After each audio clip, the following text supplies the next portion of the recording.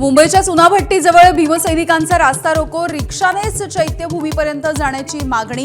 आक्रमक अनुयायांचा बळजबरीनं रिक्षा पुढे घेऊन जाण्याचा प्रयत्न, पोलिसांसोबतही बाचाबाची। विरोधी पक्ष नेतेपद देत नसाल तर उपमुख्यमंत्रीपद रद्द करा, उद्धव ठाकरे यांची सरकारकडे मागणी। मातोश्रीवरील पक्षप्रवेशाच्या वेळेला ठाकरेंचा सरकारवरती घणाघात।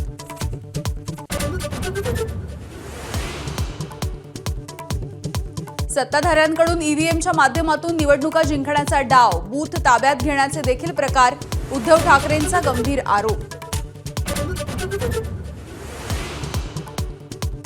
पुणे महानगरपालिका निवडणुकीमध्ये 2 राष्ट्रवादी एकत्र येणार नाहीत, शरद पवारांना भेटून आल्याच्या नंतर शहराध्यक्ष प्रशांत जगताप यांची माहिती।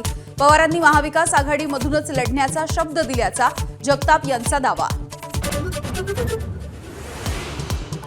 नाशिकमधलं तपोवन वाचवण्यासाठी मनसेची चित्रपट सेना मैदानात, अमेय खोपकर यांच्या नेतृत्वात संतोष जुवेकर, चिन्मय उदगीरकर, अनिता दाते, सायली संजीव सहभागी।